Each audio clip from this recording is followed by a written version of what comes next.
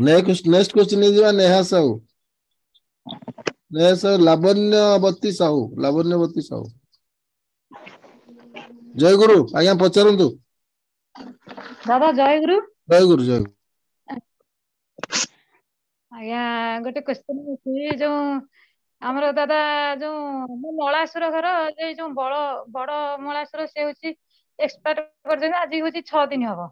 आउ जेहेतु से होची आमे एटी ढेंकीगोटे रहिचु से नछुपुरा हमर घर से हमर दी भाई जो आमे बड़ आउ जने सान अछंती आ से जे सब क्षेत्र रे होची तांकू दादा माने पचरा उचरा करंती सेठी सब भलो मंदा सेठी सब जांती जेहेतु आमको दिनक ପାଇଁ एते बाहागर सागर सब हैला आमको दिनक ପାଇଁ तो कहि नांती जदियो ताकू कहिसंती सिए किंतु आमको कहले जे आउ भाई आउ होची मामू घर कहिसन सिए तो कहि नांती से मामू घर एमती तांको झियर बाहागर आउ कोन करबा ये कहले जति तते कहिची ताले मु किछि पैसा दे देमी नै कि दे दबु तू नै कि आउ मु आउ काई कोन कहि मते तो फोन कर नांती जेहेतु तते जति गुआ देले मते तो पिटिए फोन कर पार थांते ना बुढ़ा आउ तो मु एठी गुआ दे दउची आउ नले तू आसीबू एतिकी तो कहि पार थांते जदि न कहले जेहेतु सान भाई जेतु कहला हमको पचारला ये तांको किछि देले तथापि दादा व्यवहार एमती दी तीनटा काम रे देले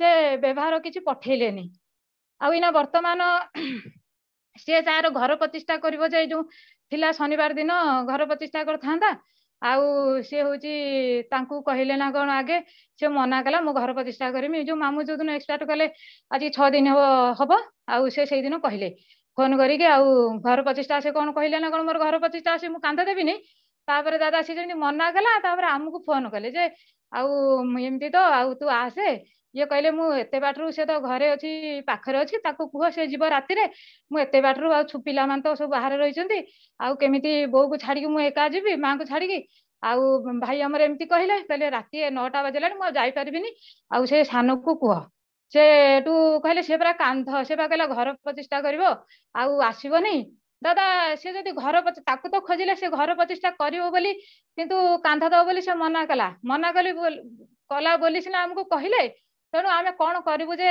दादा कहंतु जे वर्तमान से कहउजंती किंतु जेहेतु आमे जो काम कार्य से हम फोन फान नाही कि दिन कि नाही सेठी सबले माने जाउचंती प्लस सेठी भी गुआ फा दियंती किंतु हमको वर्तमान से खोजुचंती काली आस्तिले कहिबाकू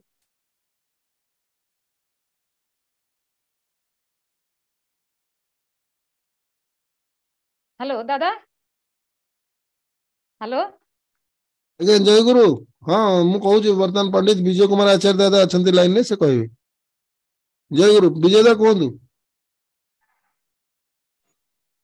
कौन प्रश्न कौन हला आपण शुणुना कि नाइ से नातुनी अच्छा ताको नै छाडी आपण भलो एमती रहियो किछ सुनिबेनी किछ टेंशन रहइबेनी डाकिले रहउनाते मोबाइल पाके रहउजी जे संगे संगे रहि जे धइल केम धइ छले कोन हो खाली सुनुचल ना टेंशन रहइबेनी प्रश्नटा आस्पी अरे जय गुरु राउ तेरे संक्षेप रे कहंतु आया दादा मामू आज की जो मलासुर घर से बड़ मलासुर आज एक्सपार्ट करछंती 6 दिन हबो जदि हमर दी भाई से वर्तमान आम ढेंकी गोटे रहीचु बाहर रहीचु से वर्तमान आम घर होची नछिपुरा से जाजपुर पाखर नछिपुरा से वर्तमान सेठी गुआ फुआ सब दियंती प्लस अभी फोन करंती सब ओसाबारे पुने पर सब की जीवा आसा चलची तेणु हमकु से पर्यंत कहि नांती किछि तथापि से न कहि कि तीनटा झियो बाहागर कले आउ से हमकु भी फोन करनांती सेठी गुआ नै कि गले जदि गुआ नै गले कहि थांते कि बुढ़ा आसीबु कि कोन किछि कहि नांती तमे सानो भाई जे मो दियर जे से कहला भाई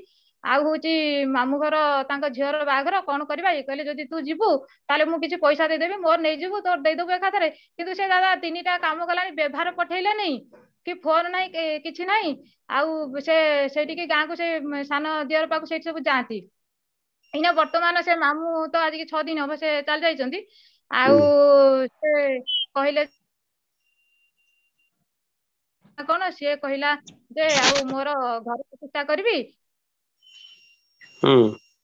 मु जीबी नै जदि कहला तापर हमू कहले भाई को फोन कले आउ भाई कहले जे आउ सानो को कहि दउना सेठी तो एते बाट ना से पळो मु एते बाटर जीबी ना रातीटारे पिला मन तो बाहर रहिचंती केही नाती घरे जदि कहले से मामू घर कहउचंती जे आउ ना से परा घर प्रतिष्ठा करिवो कोन आसी परिबोनी दादा जदि घर प्रतिष्ठा करबा आसी पारिबनी तांता घर प्रतिष्ठा कोन बेसी बड़ जिंस हे गला कि घुंचे दै थांदा जदि किंतु से मना कला बोली हमकु कहले दादा आ दिन हेने भी फोन फान नाही किछ नाही व्यवहार देले भी किछि भी व्यवहार करतंतिनी जहा देले भी आ दादा से हम खोजे कोन करबु से काली आसीथिले कहबाकू जेहेतु आछंती कहे बंधुत्व खारज करो नाही त जदि आज्ञा दादा शुणु आपण आज पर्यंत खोजी नथिले एठी खोजिले जेतेले खोजिले आपण आदर ग्रहण करिवे एवं आपण जीवे ता प्रति विहित कर्तव्य करिवे सरला एटा हला ठाकुर विधि दादा मु न जाय कि भाई खाली एकुटिया पळेले हबो ना हाँ हाँ जणे केही गले हाँ भाई गले हबो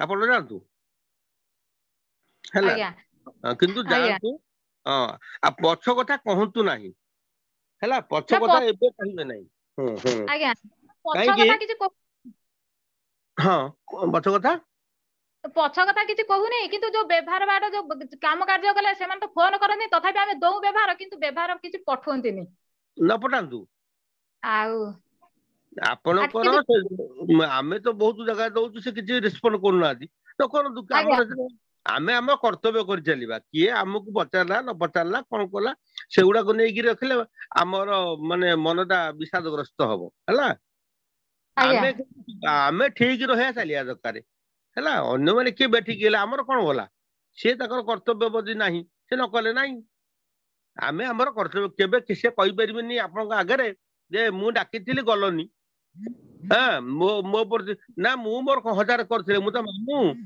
तेणु मु बड़ बड़ जदि भूल करछि ता बिल तुमे दंड दो मते मु एबे खोजिले एबे काई आसीबनी तेणु जीव जी भाई जाई कि कर दियंतु हला पहुंच करी ताको व्यवहार दियंतु हां दादा हबिसान पडुछि से आज्ञा कोन करबु दादा हबिसान ओ 30 तारिख तो हबिसान पडुछि हां पडू कोन असुविधा नाही आपण घर पाखर केते बाट सिटी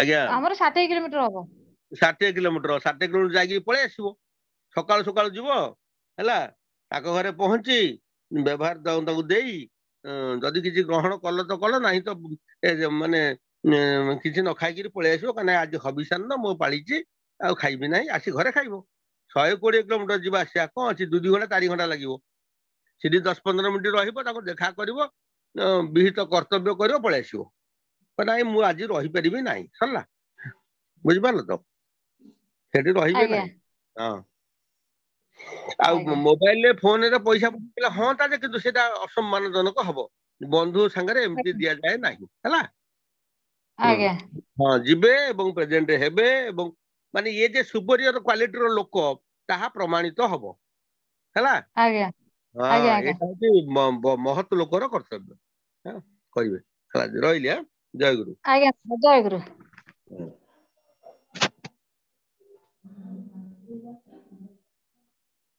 जय गुरु नेक्स्ट क्वेश्चन ले जिबा बुझि पाले हां नेक्स्ट क्वेश्चन नेहा साहू देवगढ़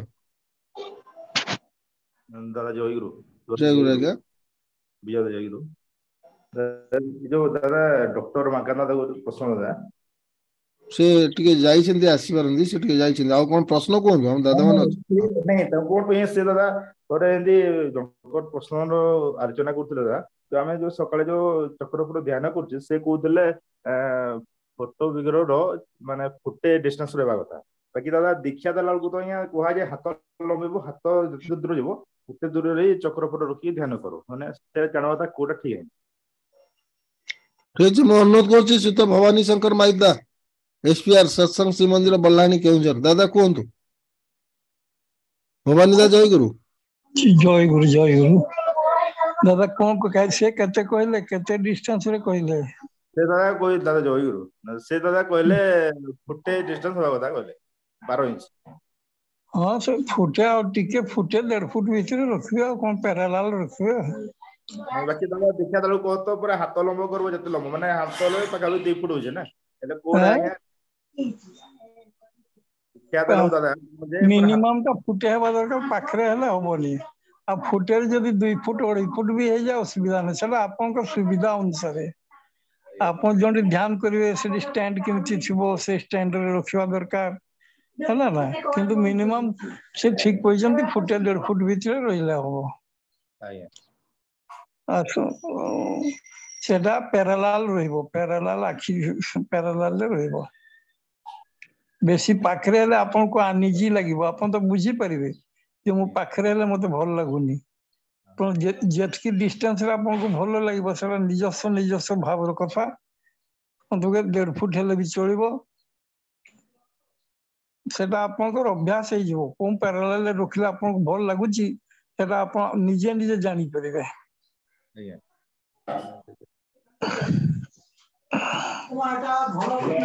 ଠାକୁରଙ୍କର ମତରେ ଦାଦା ଠାକୁରଙ୍କ ଜୀବନୀ ବହି କୋଉଟା ଭଲ ଆଜ୍ଞା ଡିଟେଲ୍ସ ଯୋଉଟା ଦେଇଥିବ ଆଜ୍ଞା ମାନେ ହଁ କୋଉଟା ଭଲ ଆଜ୍ଞା ହଁ କୋଉ ଠାକୁରଙ୍କ ଜୀବନୀ ବହିଟା ଭଲ ଆଜ୍ଞା କାହାର ଲେଖାଟା ଆପଣ ଓଡିଆ ନା ବଙ୍ଗଳା?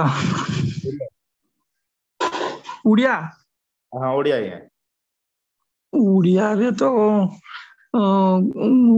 ଓଡିଆରେ ପଢିନି। ଗୋଟେ ଏବେ ଜଣେ ଭାଇ ଲେଖିଛନ୍ତି, ତାଙ୍କ ନାଁ ଟା ମୁଁ କହିଦଉଛି, ସେଟା ବହୁତ ବହି ଡିଟେଲ ସେ ଲେଖିଛନ୍ତି। ବହିଟାର ଦାମ 200 ଟଙ୍କା, ଟିକେ ଧରନ୍ତୁ ମୁଁ କହିଦଉଛି।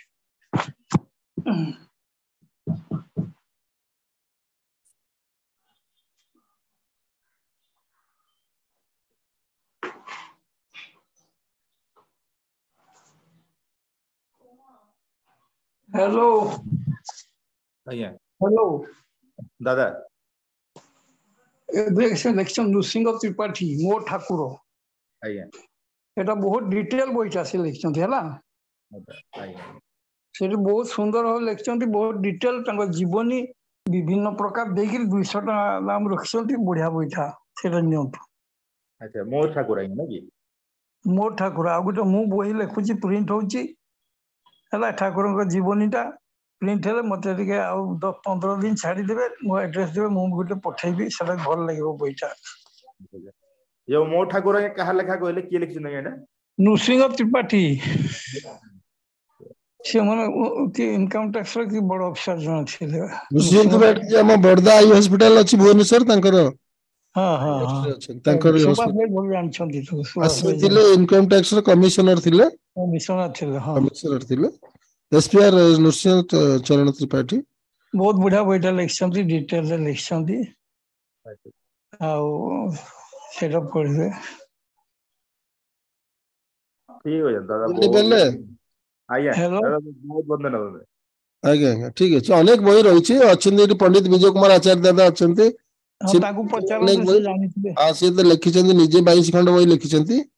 ଆଉ ହୁଁ ତାପରେ ସମସ୍ତେ ଲେଖିଛନ୍ତି, ଆମ ଓଡିଶାରେ ତ ଅନେକ ଅଥର ଲେଖିଛନ୍ତି। ମାଇଦାଙ୍କର ଗୋଟେ ବହି ଅଲରେଡି ରିଲିଜ ହେଇଯାଇଛି, ଆଉ ଗୋଟେ ବହି ରିଲିଜ ହବ। ଆଉ ହୁଁ ଭଗବାନ ଦାଙ୍କର ବହି ଚାହିଁବେ ନେଇପାରିବେ, ବିଜୟ ଦାଙ୍କର ବହି ନେଇପାରିବେ। ଆମର ଡକ୍ଟର ଆମର ହୃଷିକେଶ ଆଚାର୍ଯ୍ୟ ଦାଦା ବି ବହି ଲେଖିଛନ୍ତି 5-7 ଖଣ୍ଡ।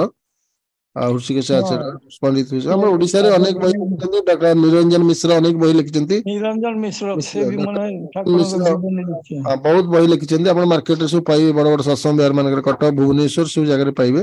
ସବୁ ପାଇବେ। ହଁ ଆହୁରି ଅନେକ ଓଡିଶାରେ ଛୋଟ ମୋଟେ ଆପଣ ଲେଖକ ତ ଅନେକ ପାଇବେ। ଆହୁରି ନାଇଁ 50-100 ଖଣ୍ଡେ ଲେଖକ ପାଇବେ କି 100-200। ନାଇଁ କଣ ତ ଲେଖା ହଉଛି ବହି ବୁଝିବେ ହେଲେ ଡିଟେଲ୍ସ ଗୁରା ଜାଣିପାରୁନି ଆଉ ଠାକୁରଙ୍କର ଓଡିଆ ବହି ଆପଣ ଯାହା ଅଛି ସେଠି କିଣି ଦିଅନ୍ତୁ। ପୁରା ଠାକୁରଙ୍କର ଯେତିକି ଓଡିଆ ବହି ଅଛି ସତ୍ସଙ୍ଗ ପବ୍ଲିକେସନ ର, ଆଜ୍ଞା ସବୁ ଯାକ ଓଡିଆ ବହି ସେଟ୍ କିଣନ୍ତୁ। ପ୍ଲସ ଆମ ଆଡିସନାଲ ଆମ ଓଡିଶାରେ ଯେତେକ ଲେଖକ ଲେଖିଛନ୍ତି ସବୁ। ଗୋଟେ ବହି କିଣନ୍ତୁ। ଯୋଉ ଶୁଣନ୍ତୁ, ପ୍ରଥମ ଯୁଗରେ ଯୋଉ ବହିଟା, ପ୍ରଥମ କୀର୍ତ୍ତନ ଯୁଗର ବହିଟା ଯୋଉ ଅଛି, ଶ୍ରୀ ଶ୍ରୀ ଠାକୁର ଅନୁକୂଳ ଚନ୍ଦ୍ର, ବହୁତ ଆଜ୍ଞା ଡିଟେଲରେ ସେଟା ତାଙ୍କର କୀର୍ତ୍ତନ ଲୀଳା ସମୟର ସେଟା ହେଲା। ସେଟା ବି ବହୁତ ସୁନ୍ଦର ବହିଟା। ସେଟା ସତ୍ସଙ୍ଗ ପବ୍ଲିସିଂ ହାଉସରେ ପାଇବେ। ଆଜ୍ଞା ବହୁତ ସୁନ୍ଦର ସବୁ ଲୀଳା ଅଛି ସେଇ ସମୟରେ, ପ୍ରଥମ ଯୁଗରେ। ଦାଦା ଇଏ ମୋ ଠାକୁର ଟା ବାହାର ମାର୍କେଟ ମିଳିବ ନାଇଁ କି? ଇଏ ସେଟା ବି ମୋ ଠାକୁର ତ ଆମର ମିଳିବ ଏଠି ସବୁଠି ମିଳିଯିବ। ଦାଦା ଜୟଗୁରୁ ଦାଦା। ଜୟଗୁରୁ ଜୟ।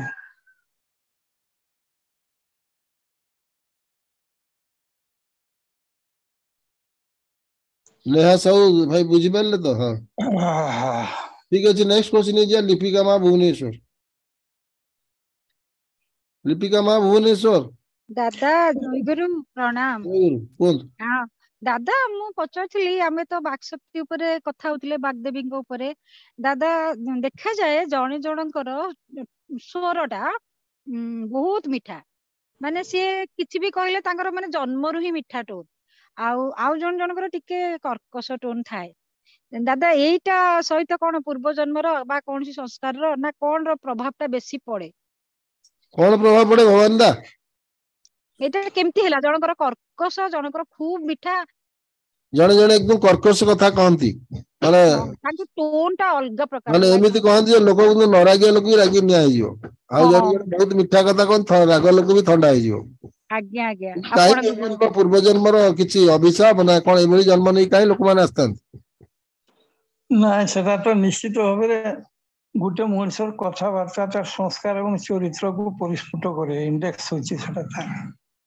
ତେଣୁ ସ୍ପିଚଟା ହଉଛି ମଣିଷର ହୃଦୟ, ଇଣ୍ଡେକ୍ସ ଅଫ ଦି ହାର୍ଟ, ସେ ଲୋକଟା କେମିତି ହେଇଥିବ। କିନ୍ତୁ ଅନେକ ସମୟ ଦେଖାଯାଏ ଗୋଟେ ଲୋକର ହାର୍ଟ ବହୁତ ଭଲ କିନ୍ତୁ କଥାଟା ଟିକେ କର୍କଶ କହନ୍ତି ହେଲା। ଅନେକ ସମୟରେ ସେ ସତ କଥାଟା କହିବେ ସଜେଇକିରି କହିପାରନ୍ତି ନାହିଁ, କିନ୍ତୁ ଭାରି ଦୟାଳୁ ଇଏ ଖଣ କପି ବି ଅନେକ ସମୟରେ ହେଇଥାନ୍ତି, କିନ୍ତୁ ଲୋକଟା ଦେଖିଲା ବେଳକୁ ଭଲ। ଯେମିତି ନଡିଆ ରୂପଟା ଦେଖିବେ ଭିତରଟା ସେମିତି ବି ଲୋକ ଥାନ୍ତି। କିନ୍ତୁ ଗୋଟିଏ କଥା, ମଣିଷ ଭଗବାନଙ୍କ ସବୁଠାରୁ ଶ୍ରେଷ୍ଠ ସବୁ ଦାନ ହଉଛି କଥା। ଏ କଥା ମୂଳରେ ଲୋକ ଗୋଟିଏ ଗୀତ ଗାଇଲେ କୋଟି କୋଟି ଟଙ୍କା କମେଇ ନଉଛନ୍ତି। ସେ କଥାର ଆର୍ଟରେ ସବୁ କିଛି ରହିଛି। ତେଣୁ ଯାହା ପାଖରେ କଥାଟା ମିଠା ଅଛି, ଏବଂ ଅନେକ ସମୟରେ ମିଠା କଥା ଉପରେ କୁହନ୍ତି କିନ୍ତୁ ଭିତରଟା ଖରାପ, ସେଟା ବି ମଣିଷର ଅନ୍ତରକୁ ସ୍ପର୍ଶ କରେ ନାହିଁ। ତେଣୁ ସେଇ କଥାଟା ହିଁ ମିଠା, ମାନେ ଯୋଉଟା ଅନ୍ତରକୁ ବାଜିଯାଏ, ଯୋଉମାନେ ପ୍ରକୃତ ଲୋକ ତାଙ୍କର ହୃଦୟଟା ଭଲ ଏବଂ ସେଟା ତାଙ୍କର ସଂସ୍କାର, ସେମାନେ ବହୁତ ଭାଗ୍ୟବାନ। ତେଣୁ ଦେଖୁନାହାନ୍ତି ଗୋଟେ ଗୋଟେ କଥା, ମାନେ ଗୋଟେ ଗୋଟେ ଗୀତ ଜଣେ ଗାଇ ଦଉଛି, ସେଟାରେ ମଣିଷ ପାଗଳ ହେଇଛି, ପୁରା ୱାର୍ଲଡ ଝୁମୁଛି, କୋଟି କୋଟି ଟଙ୍କା ସେ କମେଇ ନଉଛି। ତେଣୁ କଥାର ମୂଲ୍ୟ ଅଛି ଗୋଟେ, ଆଉ ସେଟା ଗୋଟେ ବିଭୂତି, ଭଗବାନଙ୍କର ବିଭୂତି। ଆଉ ସେଇ କଥାଟିକ ସେଇଥିପାଇଁ ସରସ୍ୱତୀଙ୍କର, ମୁଁ ତ ବିଶେଷ ଜାଣେନି, ସରସ୍ୱତୀକୁ ବୀଣା କଣ୍ଠି ମଧ୍ୟ କୁହାଯାଏ। ତେଣୁ ସେ କଥାର ଯାହାର ମିଠା ହବ ସେ ସମସ୍ତ ପୃଥିବୀକୁ ମୋହି ନବ। ଦାଦା ବହୁତ ବହୁତ ଧନ୍ୟବାଦ, ଦାଦା ପ୍ରଣାମ। ଦାଦା ଆଉ ଜଣ ଜଣଙ୍କୁ ଦେଖିଲେ ବି ସେମିତି ଗୋଟେ ଫାଷ୍ଟ ଇମ୍ପ୍ରେସନ ରେ ମାନେ ବିରକ୍ତି ଭାବ ଆସେ, ଆଉ ଜଣଙ୍କୁ ଦେଖିଲେ କିଛି ଜାଣିଥିବାନି ଭଲ ଲାଗେ, ଖୁବ ଭଲ ଲାଗେ। ସେଟା ରିପଲସିଭ ମାନେ ହୁଏ, ସେଟା ରିପଲସିଭ ଇମ୍ପ୍ରେସନ। ଦେଖିଲେ ତାର ମୁହଁ ନେଇଛି ମନ ହବନି, ଅନେକ ଲୋକ ସେମିତି ଅଛନ୍ତି। ତେଣୁ ସେ ତ ହବ, ଯେମିତି ଆମେ ବିଛୁଆତି ଦେଖିଲେ ଦୂରକୁ ପଳଉ, ଆଉ ଅଲଗା ଗଛ ଗୋଟେ ସୁଗନ୍ଧି ଗଛକୁ, ତୁଳସୀ ଗଛ ହଉ ବା ଯେକୌଣସି ଗଛ ପାଖକୁ ଯାଉ, ସେଟା ସ୍ୱାଭାବିକ ଭାବେ ମଣିଷ ଭିତରେ ସେମିତି ଅଛି। ଦାଦା କଣ ପୂର୍ବ ଜନ୍ମର କିଛି କନେକ୍ସନ ଥାଏ?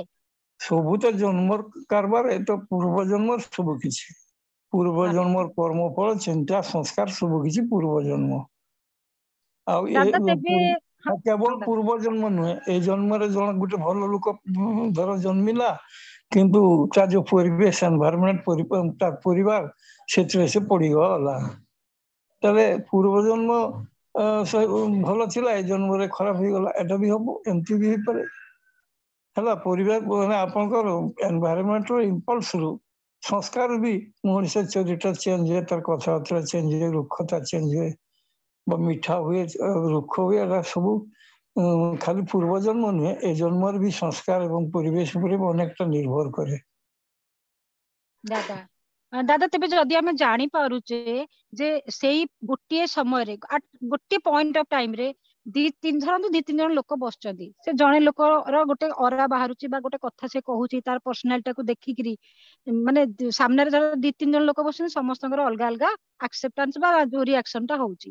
ତେବେ ସେଇ ପରିପ୍ରେକ୍ଷୀରେ ଯଦି ଜଣା ପଡିଲା ଯେ ଜଣଙ୍କ ସହିତ ମୋର ବନିଲାନି, ମାନେ ତା ସହିତ ମୋର ମ୍ୟାଚିଂ ହେଲାନି ବା ରାଗିଲା ସିଏ, ତାହେଲେ ସେଟା ଅଣ୍ଡରଷ୍ଟାଣ୍ଡିଂ ବା ପୂର୍ବ ଜନ୍ମର କଣ କନେକ୍ସନ ଅଛି, ଆମେ ହୁଏତ ପରସ୍ପରକୁ କିଛି ବି ଜାଣିନଥିବା। ତେବେ ଯଦି ଜାଣିଲେ ଦାଦା, ଯଦି ଜାଣିଲେ ଯେ ଆମର ମିଶୁନି, ତେବେ ଆମେ ଏଇ ଜନ୍ମରେ ସେଟା କରେକ୍ସନ କରିବା ପାଇଁ ଚେଷ୍ଟା କରିବା ଠିକ ହବ। ଯେ ମୁଁ ଦେଖିଲି ଆମେ କାହାକି କରେକ୍ସନ କରିବାକୁ ଯାଇକିରି ଆମର ଅଧିକାର ନାହିଁ କାହାକି ଚେଞ୍ଜ କରିପାରିବାନି, ଆମେ ଚେଞ୍ଜ ହବା, ଆମେ ଚେଞ୍ଜ ହେଇଯିବା। ଆମେ ତାକୁ ଚେଞ୍ଜ କରିବାକୁ ଯାଇକିରି ଆମେ ତା ଶତ୍ରୁ ହେଇଯାଇପାରେ। ତେଣୁ ଚେଞ୍ଜ କରିବାର ବ୍ୟବସ୍ଥାଟା ନ କରିକିରି ଆମେ ତା ପାଖରୁ ଆମେ କେମିତି ତାର କଥାଟାକୁ ଆକ୍ସେପ୍ଟ କରୁଛୁ, ହେଲା ନା ନାଇଁ?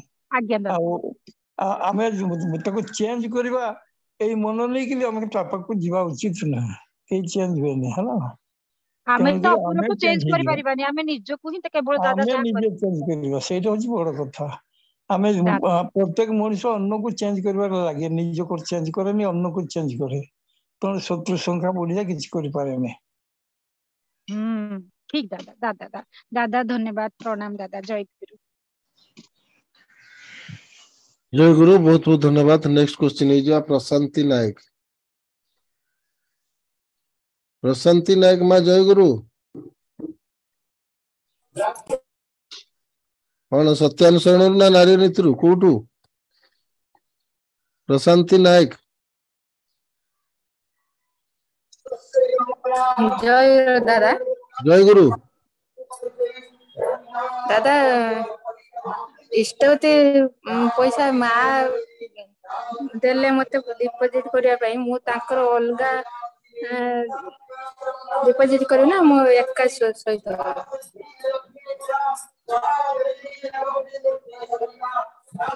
गहली होची बाहर को आसन तो गहली होची बैकग्राउंड साउंड अछि ना घर भीतर अछि से तथापि सुबुजी बहुत ना हमर सुबुनी हमो किछ कोंतु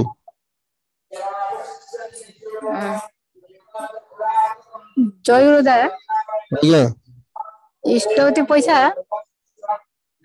मा देथिले मो सहित डिपोजिट करिम ना अलगा ताको ना रे करिम मा देथिले माने मा करूछन इष्टवती करूछन सब बेले हां प्रति मास तो आपण प्रथम मास ना आगो सब मास से पठांती सब मास रो पठांती बापा थिले पठौथिले ना सब मास एबे ठीक टाइम रो पठौ नांती कि जो दिन मासू मास होची आपण तांका सहित मिसई पठौनांती आपण संगे रहले से ताकर त गोटे अलगा कोड थिबो ना बापांगर कोड आपण तो एपड घर बापा हां तांको कोड रे से पठेबे तांका पे आपण पठेबे से कोड रे डिपोजिट करबे जो फैमिली कोड अछि करि पानाती कि सेठी सेति पई मते आपण कर देबे तांका तांकर जो दिन होची से दिन आपण से डेट तांकर जो डेट होची से डेट रे कर देबे नाले आपण डेट से तो मिसई देकी तांकर कते दिटा से पठे नथले एठी केते मास पठे नथले मु भगवान दा कोन वाला ऑडियो ऑन करंतु ताको हस्बैंड नांती तो तेणु असुविधा पिला माने होय तो सहयोग करू नांती तेणु से रेगुलर इष्टवती होते करू किंतु रेगुलर पठै पारु तेणु तांकर तो आमर इष्टवती फॉर्म रे तांकर ना जतकी सेटा डिपोजिट करबे आ कोनटा हला तांकर तो मन कोड नंबर नथिबो कारण दादा महाती जेतो एक्सपायर कर जे छंती कोड नंबर थिबे ना से कहउछन अछि ना कोड नंबर से पाइबे नहीं तेणु से इष्टवती रा या करी संगे रे पठै देले भलो करी फैमिली कोड रे पके पठै देले बेटर हो हां हां हेलो हेलो प्रशांति मा सुनि पारुछंती हेलो ठीक है सुनि पार ना से बुझिले तो सुनि पार दादा कोन तो अथॉरिटी कोन तो से धीरे धीरे कहउछंती दादा तो टिके सुबिला हाँ से दादा कहउछंती ता आपनकर मांकर फैमिली कोड नंबर अछि तो जानि छन ना नहीं ताकर मु पचारि नाही ଆପଣ ଘରେ अर्घ्य प्रस्तुति अछि कि पुराना अर्घ्य प्रस्तुति अछि अर्घ्य प्रस्तुति थिबो मु पचारि नाही मु जाइथल तो घरे एमती कहनी मु सब ठीक अछि यदि नाही आपनको फैमिली कोड रे तांकर नाम भरि करी पठांत हला हां तांकर जे हेतु बाबा नांती तांकर ताऊ की पुओ दिखे नै ना अपन भाई की दिखे नै नांती ना ना ताले अब जदी अछि तो तांको जो कोड अछि जे से कोड रे तांकर अलगा पठे आपन कोड आपन पठे जदी कोड नै आपन कोड रे तांकर पठे दियो हला हां हां ठीक आपन को डेट रे जति दिन नै थि प्रथम मास आपन जो मास रे पठौ सति दिन आगे पठौ नेक्स्ट मास पूरा पठे से लास्ट पूरा मास रे पठे आपन तब डेट रे पूरा मास पठेबे जदी मास रे तांकर जति दिन हो तो आपन डेट रे सति दिन तांकर पूरा गोटे मास रे पठे देबे ପୁଣି ଆର ମାସ ଆପଣ ଏକା ଡେଟ୍ ରେ ପଠେଇବେ ଆଉ କଣ ହେଲା। ହଁ ହଁ ଆପଣ ସେ ଫର୍ମରେ ଆପଣ ତାଙ୍କ ନାଁ ଲେଖିକି ପଠେଇବେ ଆଉ କଣ କରିବେ। ଯଦି ତାଙ୍କର ଫ୍ୟାମିଲି କୋଡ୍ ନାହିଁ ନୂଆ ନମ୍ବର ତାଙ୍କର ଆଉ ଗୋଟେ ନୂଆ ନମ୍ବର ଆସିବ। ହଁ। ଏଇଥିରେ ନହେଲେ ପଠେଇବ। ବିଜୟ ଅଛନ୍ତି? ଆଉ ଦାଦା ବିଜେତା ଦାଦା ମିଠା ଖାଇପାରିବ ନା? ମିଠା କିଏ ଖାଇବ? ମାନେ ଜଳଖିଆ ଯୋଉ ଦୋକାନରେ ହଉ ଜଳଖିଆ ମିଠା କି କି ଖାଇବେ ମିଠା କଣ ବି ଖାଇବେ କଣ? ଜଳଖିଆ ଖାଇପାରିବା ନା? ହଁ କୋଉଦିନ ଖାଇପାରିବେ? ନା ନା। ସୁଭାଷ ଭାଇ ସେ ପଚାରୁଛନ୍ତି ସେ ତ ଶୋଷଣୀ ହେଇଥିବେ ଅନ୍ୟ ଦୋକାନରୁ ମିଠା ଖାଇପାରିବେ କି ନାହିଁ। ହଁ ହଁ ସ୍ୱସ୍ତିନି ନେଇଛେ ଖାଇପାରିବା ନା ଜଳଖିଆ ମିଠା ଦାଦା କୁହନ୍ତୁ କୁହନ୍ତୁ। ହଁ ମିଠା ଦୋକାନରେ ତ ଆମେ ଖାଉଛୁ ମିଠା ଗୁଡା ତ ଅଲଗା ସେମାନେ ତିଆରି କରନ୍ତି ପଚାରିଦେବେ ଆଉ କଣ। ଓହୋ ସାଧାରଣତଃ ଷ୍ଟ୍ରିଟ୍ ମାନେ ଯୋଉ ଦୋକାନ ଗୁଡା ରାସ୍ତା କଡରେ ଛୋଟିଆ ଦୋକାନ ଗୁଡା ସେଗୁଡା ସବୁ ମିଶେଇ ମୁଶା ଦିଅନ୍ତି ସେ ଏକା ଏରେ ପିଆଜ ବି ଛାଣନ୍ତି ହଁ ମିଠା ଖାଉ ସେଇଥିପାଇଁ ପଚାରିଲି। ନା ନାଇଁ କି ଗାଙ୍ଗୁରାମ ଦୋକାନ ଯୋଉଠି ଅଛି ହେଲା। ହଁ। ବିନା ପିଆଜ ରସୁଣ ଦୋକାନ ତ ସବୁ ଜାଗାରେ ଆଜିକାଲି ଅଛି। ସେଇଠୁ ଆଣିବେ। ସେ ନାଇଁ ସ୍ୱସ୍ତିକ ନେଇଛନ୍ତି ନା କଣ ସ୍ୱସ୍ତିକ ନେଇଛନ୍ତି? ଆଜ୍ଞା ଆଜ୍ଞା ସୁଭାଷ ଭାଇ ହଁ ତାହେଲେ ଠିକ ଅଛି ଜୟ ଗୁରୁ। ସୁଭାଷ ଭାଇ ନା ନା ଦାଦା ଯିଏ ନେଇକି ଆସିବେ ବନ୍ଧୁ ମିଠା ସେଗୁଡା ଖାଇବା ନା ପଚାରିକି ଖାଇବା? ବନ୍ଧୁବାନ୍ଧବ ପଚାରିବେ କୋଉ ଜାଗାରୁ ଆଣିଛନ୍ତି ଯେ ସେ ଆଣିଥିବେ ବିନା ପିଆଜ ରସୁଣ ଦୋକାନରୁ ସେ ଖାଇବେ କଣ ଅଛି। ଯଦି ପିଆଜ ରସୁଣ ଦୋକାନରୁ ଆଣିଥିବେ ଖାଇବେନି ଆଉ ଅନ୍ୟମାନଙ୍କୁ ଖାଇବାକୁ ଦେଇଦେବେ ନିଜେ ଖାଇବେନି ଆଉ କଣ। ନାଇଁ ସୁଭାଷ ଭାଇ ବଡ ବଡ ଦୋକାନ ଗୁଡାରେ ନା ଆଜ୍ଞା ସେମାନେ ମିଠା କରି ଅଲଗା ଥାଏ ସେଥିରେ ସେମାନେ ଖାଲି ମିଠା ହିଁ କରନ୍ତି। ତେଣୁ ହଁ ସେ ପିଆଜ ରସୁଣ ଥିଲେ ବି ସେ ମିଠାଟା ବି ସାଧାରଣତଃ ଖାଉଛୁ ଆମେ କାହିଁ ବଡ ବଡ ପଡେ ତ ହୁଁ ନିରାମିଷ ଦୋକାନ ଥାଏ ହଁ ବୁଝିକି ଖାଇବେ ଯୋଉଟା ପରିଷ୍କାର ଯୋଉ ଦୋକାନରୁ ଆଣିଥିବେ ସେମିତିଆ ଦୋକାନରୁ ଆଣିଥିବେ ଖାଇବେ ବୁଝିକି ଆଉ। ହଁ ହଉ ହଉ ଧନ୍ୟବାଦ ଜୟ ଗୁରୁ। ଜୟ ଗୁରୁ ଜୟ ଗୁରୁ। ହଁ।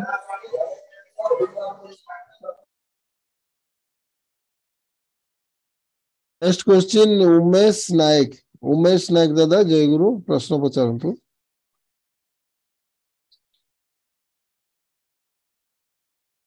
ଉମେଶ ନାୟକ।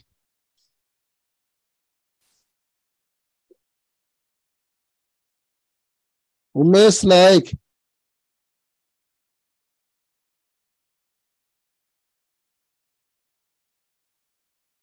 ଉମେଶ ନାୟକ ନାହାନ୍ତି ତାହେଲେ ସୂର୍ଯ୍ୟକାନ୍ତ ପୁହାଣ।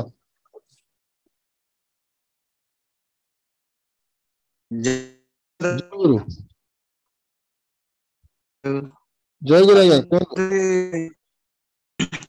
ଦାଦା କହୁଥିଲି ଗୋଟେ ଠାକୁର ଘର ଭିତରେ ଗୋଟେ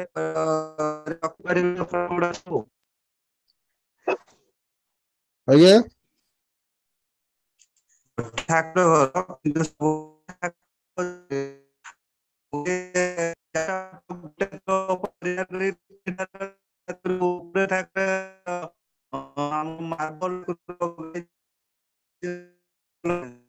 ଆଉ ତଳ ଥାକ ଫାଙ୍କା ଅଛି ତା ଥାକ ଫାଙ୍କା ଅଛି କୋଉ ଥାକରେ ଫଟୋ ଗୁଡା ରଖିଲେ ଠିକ ହବ ସେଇଟା ଟିକେ ଜାଣିବାକୁ ଚାହୁଁଥିଲି। କୋଉ ଥାକ ରଖିଲେ ଠିକ ହବ ମାଇଦା?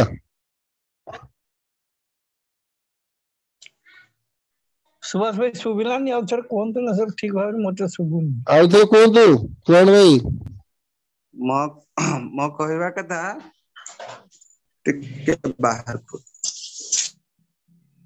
ଖୋଲା ଜାଗା ଅଛନ୍ତି ନେଟ୍ ପାଉନି ଅପଡାଉନ୍ ହଉଛି। ହେଇଥିଲା ମାର୍ବଲ ଠାକୁ ଲଗାଇଛନ୍ତି। ଶୁଭୁନି ଆଜ୍ଞା କ୍ଲିୟର କୁହନ୍ତୁ ଆଉ ଗୋଟେ ଖୋଲା ଜାଗା ଛାତ ଉପରୁ ପଳାନ୍ତୁ ନହେଲେ ବାରିଆଡେ ପଳାନ୍ତୁ। ଛାତ ଉପରକୁ ଗଲି ଛାତ ଉପରକୁ ପଳେଇ ଆସିଲି। ହଁ ଛାତ ଉପରକୁ ଆସ ନହେଲେ ଶୁଭୁନି କିଛି ଅପଡାଉନ୍ ହଉଛି। କହିବା କଥା ଦାଦା ଗୋଟେ ଠାକୁର ଘର ଟା ବନା ହେଇଛି ସେପାରେଟ ଠାକୁର ଘର କିନ୍ତୁ ଆର ବର୍ଷ ମାରି ଦେଇଛନ୍ତି। ତାପରେ ସବୁ ଦୀକ୍ଷିତ ପରିବାର ଦୀକ୍ଷିତ ହେଇଗଲା ପରେ ସବୁ ଚାରିଟା ଯାକ ଫଟୋ ବଡ ବଡ ଫଟୋ ସବୁ ଆଣିଛନ୍ତି ଆଣିଲା ପରେ ଏବେ ଆମର ଅଛି ତଳ ଥାକ ଖାଲି ଅଛି ଆଉ ତା ମଝି ଥାକ ବି ଖାଲି ରହୁଛି କିନ୍ତୁ ଉପରେ ମାର୍ବଲ ଠାକୁର ଲଗା ହେଇଛନ୍ତି କିନ୍ତୁ ଏ ଠାକୁର କେମିତି ରଖିବି ସେଇଟା ଟିକେ ପ୍ରୋସେସିଂ ଟା କହିବି। କୁହନ୍ତୁ ମାଇକ୍ କୁହନ୍ତୁ। ମାର୍ବେଲ ଠାକୁରଟା କଣ? ମାର୍ବଲ ଯୋଉ ଆମର ବଡ ବଡ ସେତେବେଳେ ଠାକୁର ଗୋଟା ସ୍ୱତନ୍ତ୍ର ହେଇ ତ ମାର୍ବଲ ଟୋଟାଲ କରିକି ସେ ମାର୍ବଲ ଠାକୁର ଫଟୋ ଯିଏ ମାର୍ବଲ ଫଟୋ ଠାକୁର କୋଉ ମୂର୍ତ୍ତି କାହାର ଫଟୋ ଅଛି ମାର୍ବଲରେ? ଶିବଙ୍କର ଅଛି ହଁ ଆଉ ଶିବଙ୍କର ଅଛି, ଲକ୍ଷ୍ମୀ ଅଛି, ଜଗନ୍ନାଥ ଅଛି ଆଉ ଶ୍ରୀକୃଷ୍ଣ ଅଛି, ହନୁମାନ ଅଛନ୍ତି। ବଡ ବଡ ଫଟୋ ମାର୍ବଲ ରେ ଲଗା ହେଇଛି। ଆଉ ହରେ କୃଷ୍ଣ ହରିନାମ ମନ୍ତ୍ର ଟା ବି ଦିଆ ହେଇଛି ଠାକୁର ଘରେ। ନା ସେ ମାର୍ବେଲ ଉପରେ ପ୍ରିଣ୍ଟ ଅଛି ନା ସେଗୁଡା ମାର୍ବେଲ ମୂର୍ତ୍ତି ଗୁଡା? ମାର୍ବଲ ମୂର୍ତ୍ତି ନୁହେଁ ମୂର୍ତ୍ତି ଆଜ୍ଞା ସବୁ ଆଜ୍ଞା ପ୍ରିଣ୍ଟ ସେ ପ୍ରିଣ୍ଟ ଗୁଡା ହେଇଥିବ ପ୍ରିଣ୍ଟ ଗୁଡା ହେଇଥିବ। ପ୍ରିଣ୍ଟ ଗୁଡା ହେଇଥିବ ମାର୍ବେଲ ପ୍ରିଣ୍ଟିଂ ଗୁଡା ହେଇଛି ଆଉ। ହ୍ୟାଲୋ। ହଁ ହଁ ଦାଦା ସେଇ ମାର୍ବଲ ଘର ପ୍ଲାଷ୍ଟର ହେଲା ପରେ ଠାକୁର ଘର ସ୍ୱତନ୍ତ୍ର ପ୍ଲାଷ୍ଟର ହେଇଛି ତାପରେ ଆସିକି ବଡ ବଡ ଫଟୋ ଗୁଡାକ ମାର୍ବଲ ଫଟୋ ଗୁଡାକ ଆସି କାନ୍ଥରେ ଲଗା ହେଇଛି। ହଁ ବୁଝିଲି। କଣ ଦୀକ୍ଷା ନେଇନଥିଲେ କି ଆପଣ ଯେତେବେଳେ ଲଗେଇଲେ ସେତେବେଳେ ଦୀକ୍ଷା ନେଇନଥିଲେ? ସେତେବେଳେ ଦାଦା ପରିବାର ଟୋଟାଲ ନେଇ ନଥିଲେ କିନ୍ତୁ ଏତେଟା ବି ଭେଦଭାବ ବି ଜାଣିନଥିଲେ ସେ ଫଟୋଟାକୁ ଖାଲି ଗୋଟିଏ ଫଟୋ ସବୁ ଶୁଣନ୍ତୁ ସେପଟେ ଥୁଆ ହେଇଛି ଠାକୁରଙ୍କର ଅଲଗା ଆସ୍ଥାନ ଗୋଟେ କରନ୍ତୁ ସେଇଟା ଗୋଟେ ଆସ୍ଥାନ ଉପରେ ଆସ୍ଥାନ ଉପରେ ରଖିବେ ନା କରିକି ଯୋଉ ଆଜ୍ଞା ହଁ ମାର୍ବଲ ଆସ୍ଥାନ କରିକି ସବୁ ରଖିଛନ୍ତି ପ୍ରିଣ୍ଟ ନା ଖାଲି ସେମିତି ଘର ସବୁଆଡେ ମାରିଛନ୍ତି? ନାଇଁ ଆସ୍ଥାନ ହେଇଛି ମରା ହେଇଛି ତ ଫଟୋ ମରା ହେଇଛି ତାପରେ ସୁଭାଷ ତିନି ଭାଇ, ଚାରିଟା ଆସ୍ଥାନ ହେଇଛି। ହ୍ୟାଲୋ ଆସ୍ଥାନ ସୁଭାଷ ଭାଇ। ହେଇଛି ଆଜ୍ଞା ହଁ ସେ ତଳେ ଆସ୍ଥାନ ହେଇଛି ଆସ୍ଥାନ ହେଇଛି କିନ୍ତୁ ଏଗୁଡା ସେଇ ଘରେ ଯେମିତି ଆମେ ଫୁଲ ଫଟୋ ଦଉ ହେଲା ନା ଆଜ୍ଞା ସେମିତି ପ୍ରିଣ୍ଟ ଗୁଡାକ ଲାଗିଛି ଆଜ୍ଞା ତେଣୁ ପ୍ରିଣ୍ଟ ଗୁଡା ଲାଗିଲେ ଅସୁବିଧା ତ କିଛି ନାହିଁ କିନ୍ତୁ ତାଙ୍କର ଆସ୍ଥାନଟାରେ ତ ଠାକୁର ବଡମା ଆଉ ଆଚାର୍ଯ୍ୟ ଦେବଙ୍କର ଫଟୋ ରଖିବେ ସେମାନେ ପୂଜା କରିବେ। ଯେହେତୁ ଏମାନେ ଫଟୋ ଗୁଡାକ ଲଗେଇ ଦେଇଛନ୍ତି କାହିଁରେ ଆପଣଙ୍କର ଇଏରେ ମାର୍ବଲ ରେ ହେଲା ନା। ଆଜ୍ଞା ତାକୁ ସେ ପୂଜା କରୁଛନ୍ତି ନା ସେ ଇଏ ଫଟୋ ପୂଜା କରୁଛନ୍ତି ମାର୍ବଲ ଫଟୋକୁ। ନା ମାର୍ବେଲ ଗୁଡା କାନ୍ଥରେ ଲାଗିଛି। ସେ କାନ୍ଥରେ ଆସ୍ଥାନ ଲାଗିଛନ୍ତି ଆସ୍ଥାନ ଉପରେ ସେଟିଂ କରିଛନ୍ତି। ତାହେଲେ ତ ଅସୁବିଧା ହବ।